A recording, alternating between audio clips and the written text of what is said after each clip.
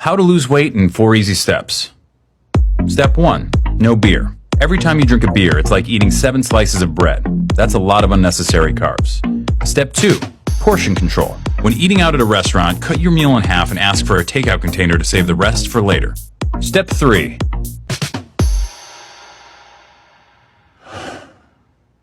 Have your heart broken. And not just broken, but shattered by a girl who never loved you and never will. Try to get your shit together and join a gym. Start going to the gym regularly, and even though you don't know that much about exercise and you're way too weak to do pretty much anything but lift 5-pound weights with the old people, do it until your sweat makes a puddle on the floor. Then go home and go to bed, and the next day do it again, and then again, and then again. Then go to work and listen to stories of your ex-girlfriend fucking around with gross and terrible people. Stories from your coworker friends who think they're doing you a favor. Pretend that it doesn't bother you. Pretend that being forced to see your ex at work every day isn't fucking killing you. Pretend that everything's fine. Go to the gym and make more puddles of sweat. Buy books. Learn about different muscle groups and how they work together. Plan out your week of meals. Try to forget her. Back to the gym, more puddles of sweat. You're a piece of shit. You are a piece of shit. You are a piece of shit. After the gym one night, go all the way up to the top of the parking garage and walk all the way to the back.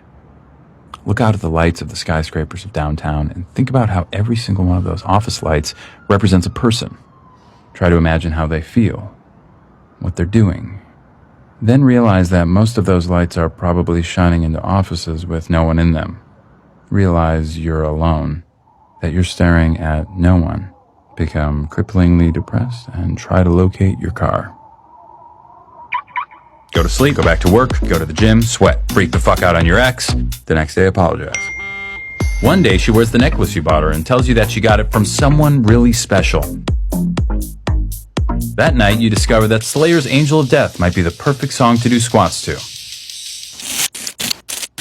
Start to make friends at the gym. You used to look down on bro nods and fist bumps, but since that's how gym rats communicate, that's become the language you speak most often. Max and you spot each other on Wednesdays, Vinny and you spot each other on Fridays. It's important not to forget that you're a piece of shit. Work, gym, food, sleep, over and over. More fist bumps, more sweat puddles. Your body changes slowly, then all at once. You hit your goal weight, pick a new one, then hit it again. You go out and buy new clothes. You receive wave after wave of compliments.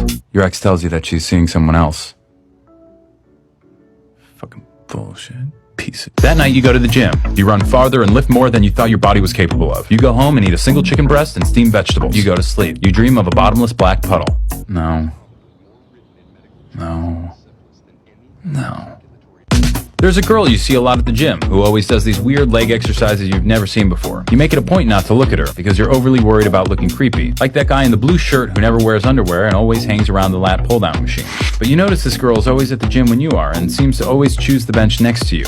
You turn up the Slayer and concentrate on making your puddles bigger. At work, your ex parades her new boyfriend around, flatly ignoring you the entire time. He's taller than you, in better shape than you, and significantly better looking than you.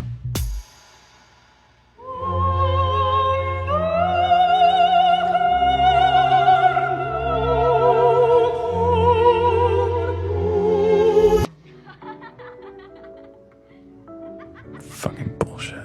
That night, you bench press double your body weight. You sneak a photo of yourself in the mirror and email it to yourself with the subject heading, "You are a warrior."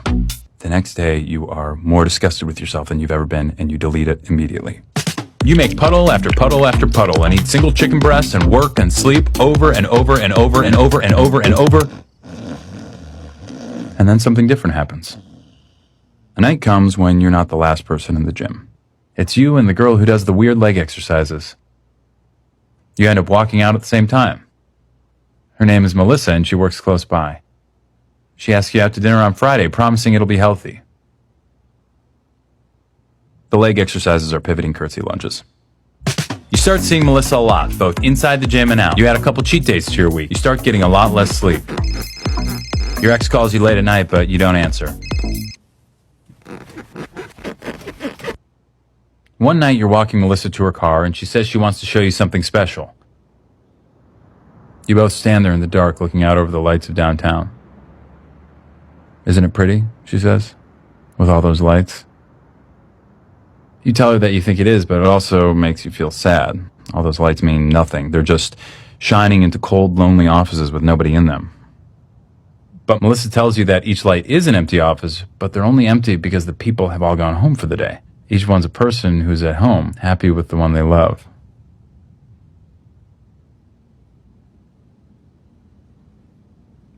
You look at her in the lights, and she smiles. Something in your chest expands.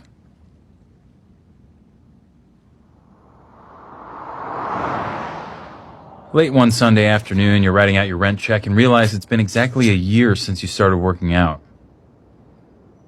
You think of all those miles you've run, those pounds you've lifted, and chicken you've eaten, and puddles you've made, and it doesn't seem that bad.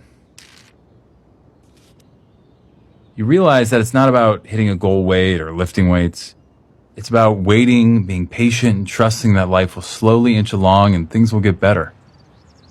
After all, change takes time.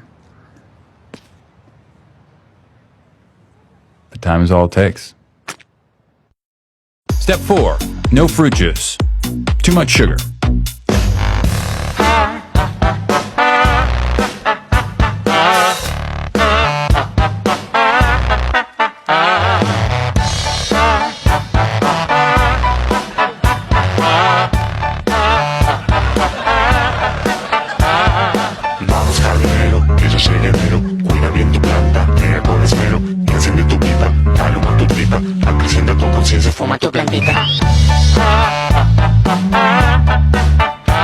Por eso baila sin control de tu mente crítica, percibe la realidad como mágica.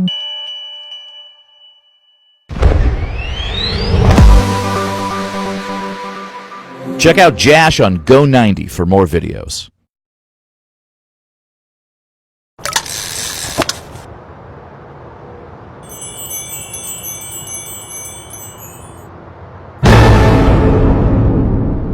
I need bait, mate!